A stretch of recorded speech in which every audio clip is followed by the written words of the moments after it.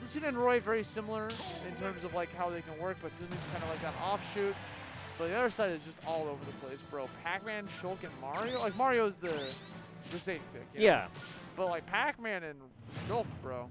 No one's got a pocket Shulk. Pac-Man on the point character too.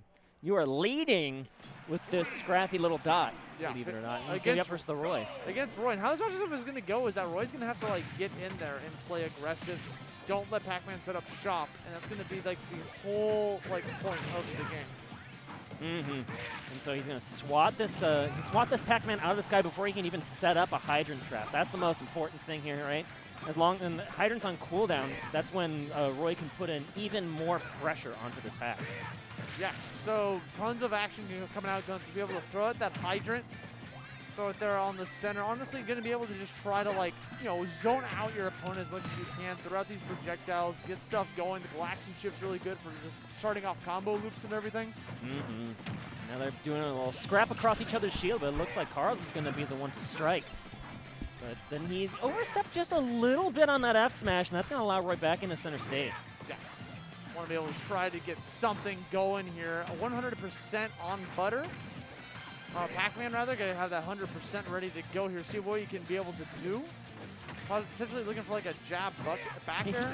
He really wants that air dodge into the stage for an F smash. I mean, who does it? Like, that's literally my dream come true.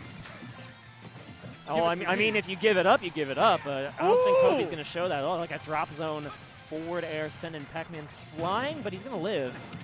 Yeah, homie actually ran out there to try to, like, I'm going to hit you with this forward air. Here it comes.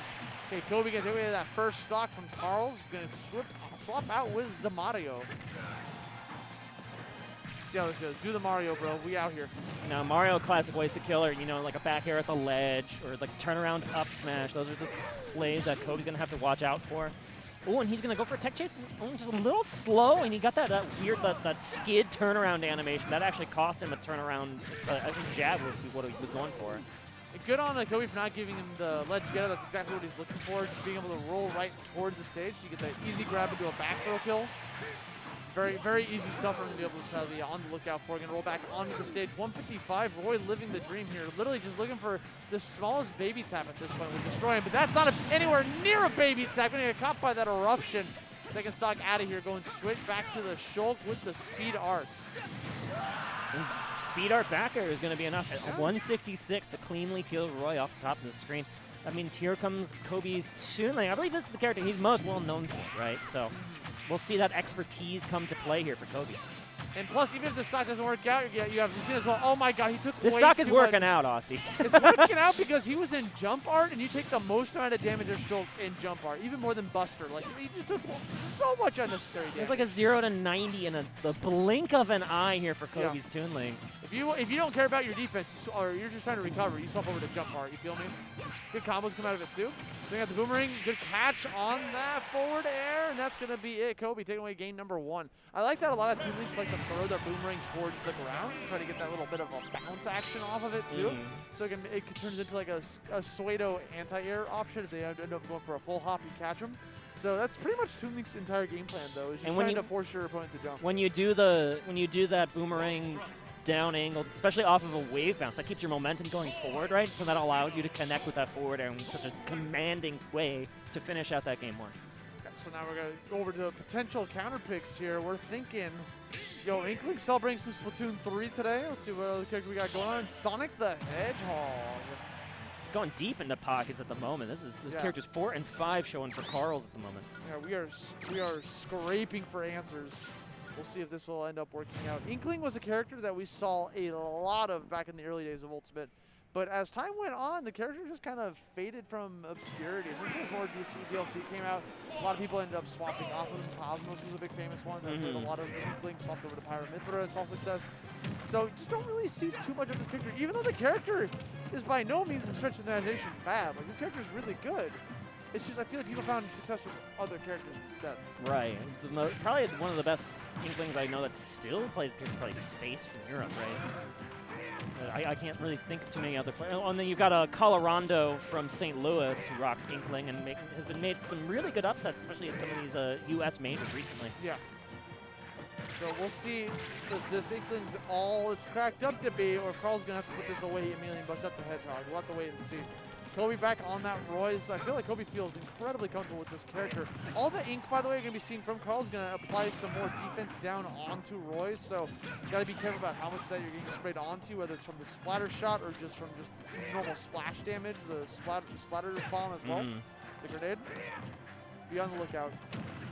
This has been a really scrappy stock, number one. No real big glancing blows. Just, you know, every one piece, two piece has been like the name of the game for every single hit of damage. Yeah. And both characters want to use that speed to create an opening. For Inkling, it's going to be back airs crossing up on the shield at this point. Yeah, they're really not getting anything of substance, right? Like, like it's just the stray hits every now and then. Even right there, just kind of going for the back air, forcing him to recover high. Going to go for that eruption. Obviously, if he gets the two frame, that's going to be death. We have to be able to time it wherever it's going to come out.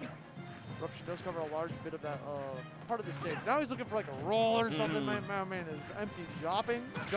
Panic option is exactly what Kobe was looking for in that corner spot, but doesn't even need it. As Carls was maybe fishing a little bit too hard to land onto the platform firmly, and instead that's just a jump up air. And Chili Dogs himself is out here ready to rock and see what we can get going with the Sonic. That was a back air! I'm tight. This guy does not play Sonic, bro. Like that was the easiest back air I've ever seen in my life.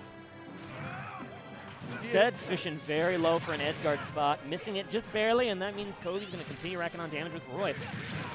And just look at the effectiveness of that down tilt. Just stop the spin charge in its place.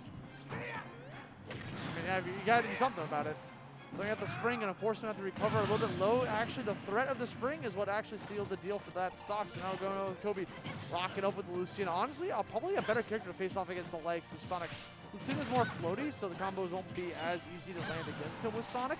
As well as just having the ability to be able to like jump around, have the better neutral, in my opinion, being able to recover as well. The spring's not going to be as big of a threat either because, you know, up B's going to be able to like, go straight through it. Right. Makes the time it right. And that sword, so it's quite a powerful sword, but it's just so much longer than Roy's, right? And you can play at a much safer zoning distance. Catches that homing attack by the skin of his teeth. Gonna be able to try to find another J-Sing at 131. Things are looking a little difficult here for you. Ooh. And I love that just the empty hop, wait for that dash attack to confirm that it's going to miss you, and then just follow up with that side beat, right? So it's guaranteed damage. You don't need to play like you're too far behind if you're Kobe, right? Because you're not. You have a solid lead. Didn't want to go for the spring up air that I could have potentially taken out the stock if we wanted to gamble on it. Opted to play a little bit more safe instead, sitting at 159%. Sometimes you got to go for the gamble when you're at a little bit of a deficit here. Yeah, it's a matter of risk and reward, right? The reward could have been incredibly great here for Carls, but instead he's just getting knocked away. Yeah, and you don't even need to go for like a forward tilt or a forward smash or anything. Just wait out the up throw. Tosses that, dude. Like, he hit the shield, so that's all she wrote. Now we're going into this next stock here, Smash Art. Let's see if Carls can get anything going with this. Thing is, you're playing your cards a little bit too soon. If you rock the Smash Art, you know what the best thing to do against that is? Wait. Shield. Wait and shield. Like, literally. Like, there's no reason. Unless, like, all he can do is start you with is a grab. If he's going to go for a grab, it's going to be obvious.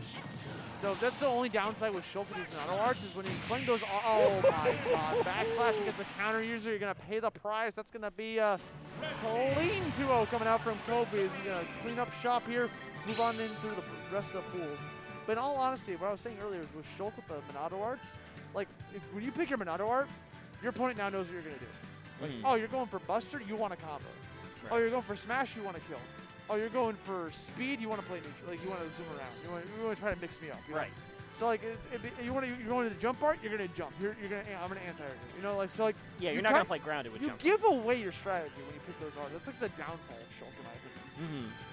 And Kobe did not play afraid of that Smash Minato art at all in that situation where it could have led to even stock, but instead, just patience proved out. And I also saw the backslash as a recovery option, right? Just trying to like go for up there, which a lot of Shulks like to do, because you can like land on the ledge and it gives you the ability to go back on stage. But like you can't do that against a counter user. And Kobe wasn't even the problem surfing for it. That was like a reaction at that point. That was the one and only counter that Kobe went for, and it's because he knew that situation. He was labbed out. It wasn't even a read. It was literally just reaction. It's like, oh, you're doing that. Okay. He just knew the correct optimal answer, and it showed. To be fair, it doesn't take a scientist to figure that one out. Like, just having a counter in general. Like, so that's going to be Kobe going on through that set, moving on through the pools. See him later on in the day. I believe they're finishing up both doubles and squad strike today. So nothing but singles for the weekend.